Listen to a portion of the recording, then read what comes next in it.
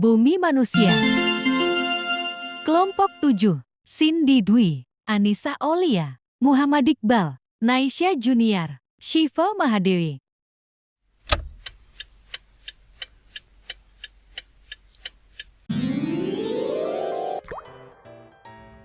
Assalamualaikum warahmatullahi wabarakatuh. Nama saya Muhammad Iqbal dari 1231.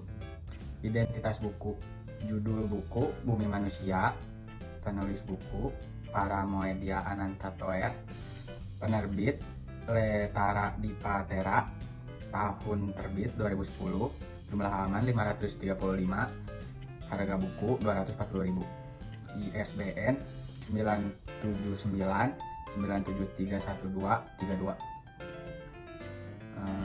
Sinopsis Bumi Manusia adalah sebuah novel fiksi dengan genre drama histori yang memiliki setting di kehidupan periode penjajahan Belanda.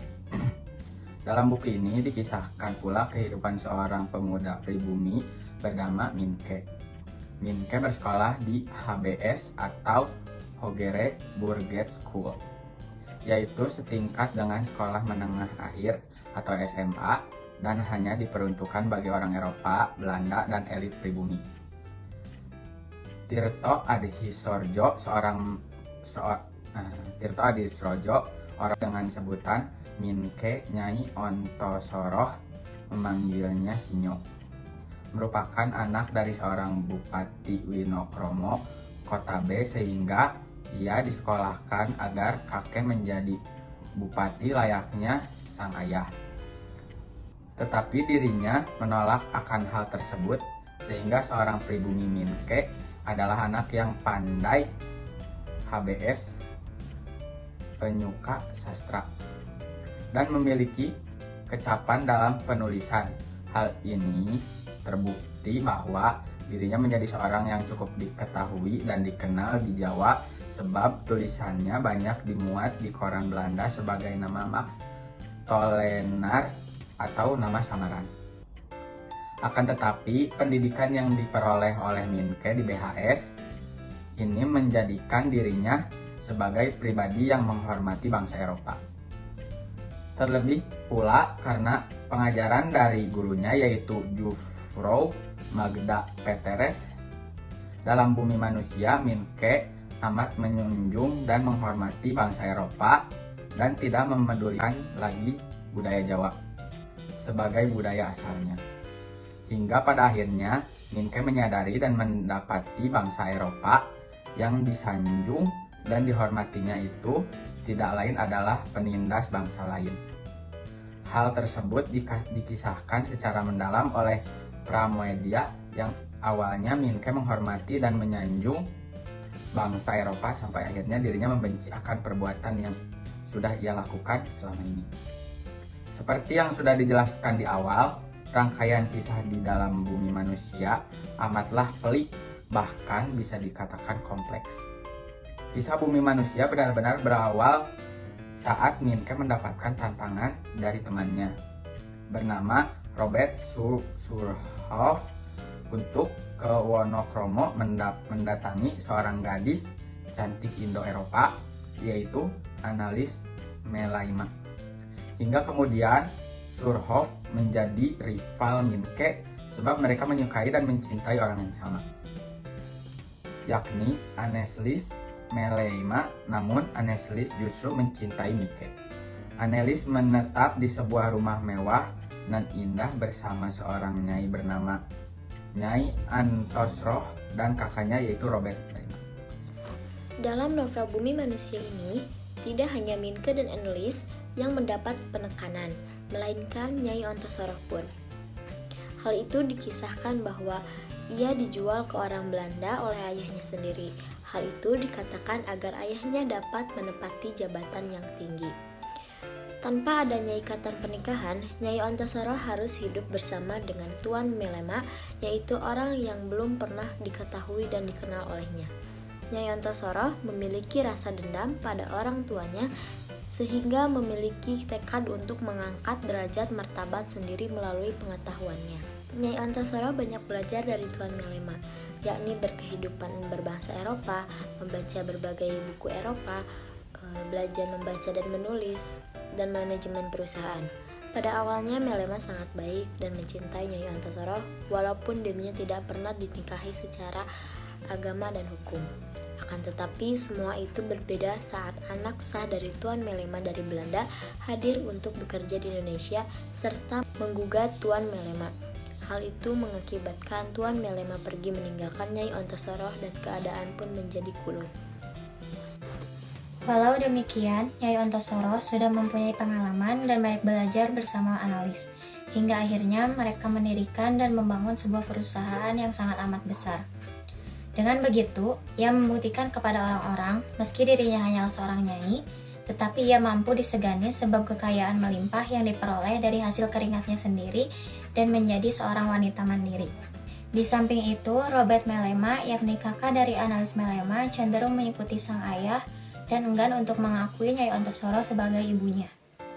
Minke yang hadir di kehidupan mereka, yakni Nyai Antasaro dan analis, sangat disambut hangat oleh keduanya.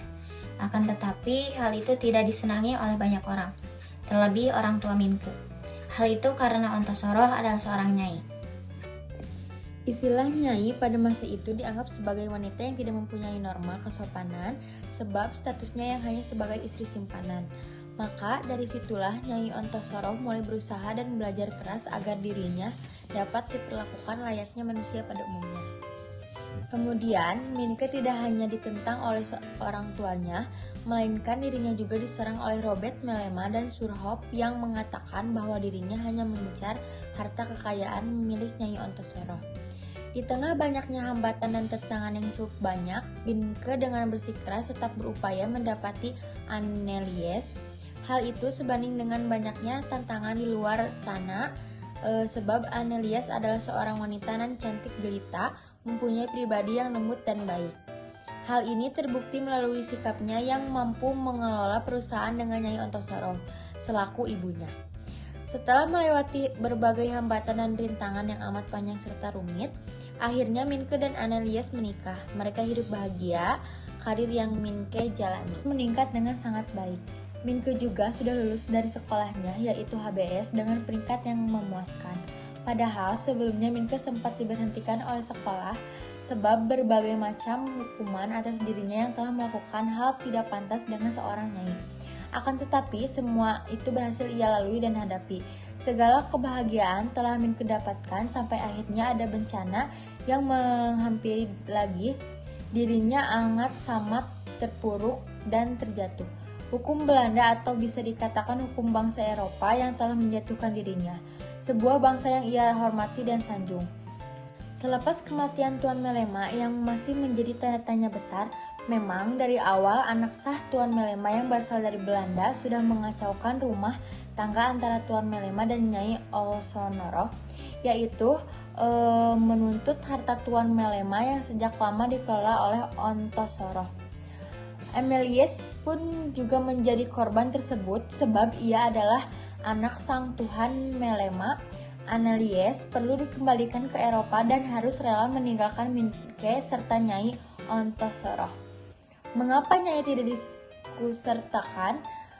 Hal itu karena memang dari awal Nyai tidak pernah menikah dengan Tuan Melema secara sah, sehingga ia pun harus mengikhlaskan semua perusahaan yang telah dibangunnya bersama Annelies itu. Minke dan Nyai Antasaro mencoba semaksimal mungkin untuk mempertahankan dan melindungi perusahaan serta Annelies yang hendak dibawa ke Belanda. Akan tetapi, hukum Eropa tetaplah tidak memihak pada orang pribumi seperti mereka, Minke dan Nyai Antasaro. Assalamualaikum warahmatullahi wabarakatuh. Perkenalkan, nama saya Anissa Aulia, saya ada 12 IPS 1.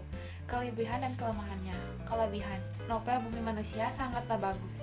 Setiap peristiwa ditulis selaras dan penuh arti.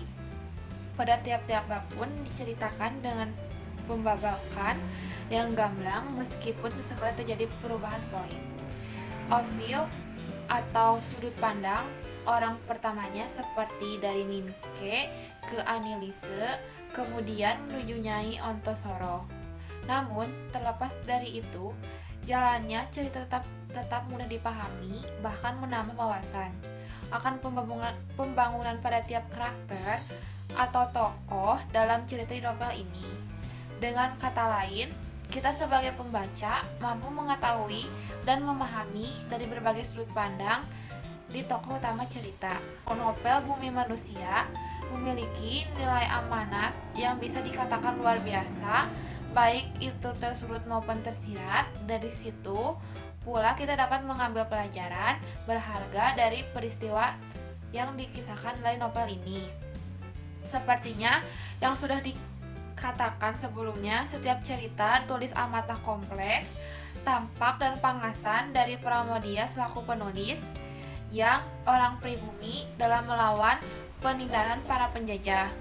Dapat dikatakan bahwa Pramoedya telah berhasil mempresentasikan konsep tersebut yang apik dan elok, serta layak untuk dinikmati oleh siapapun.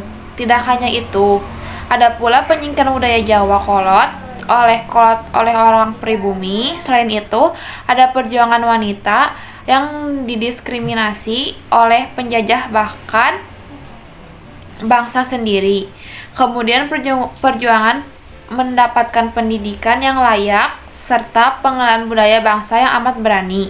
Manusia ini mengandung unsur historis sehingga sangat direkomendasikan untuk dibaca oleh siapapun.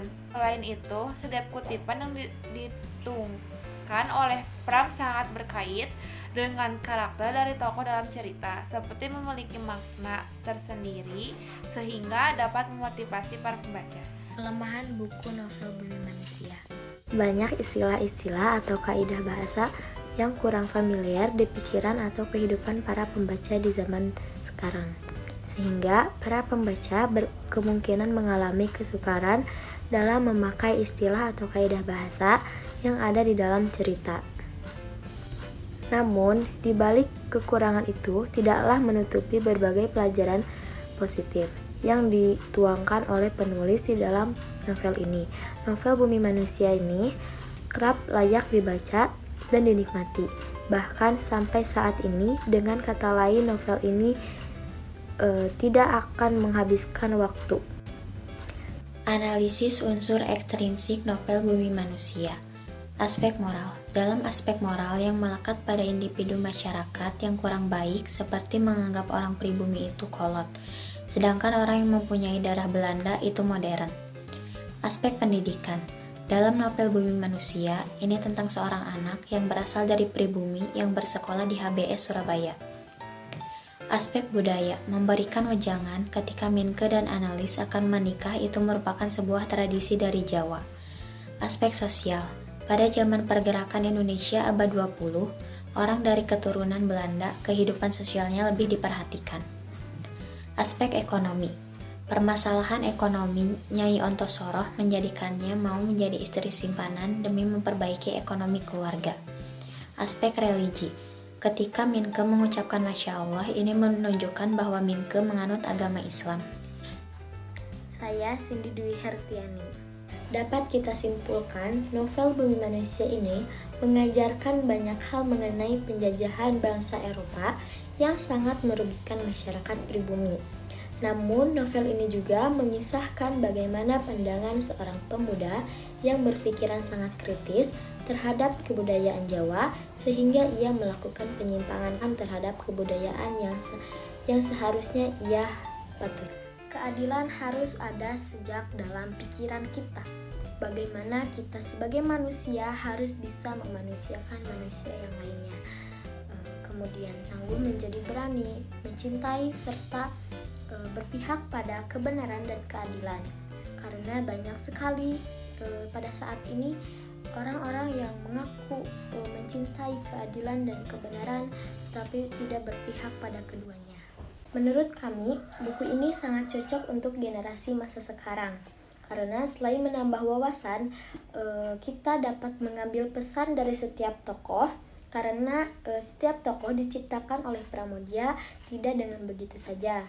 Banyak sekali pesan yang kita dapatkan di dalamnya.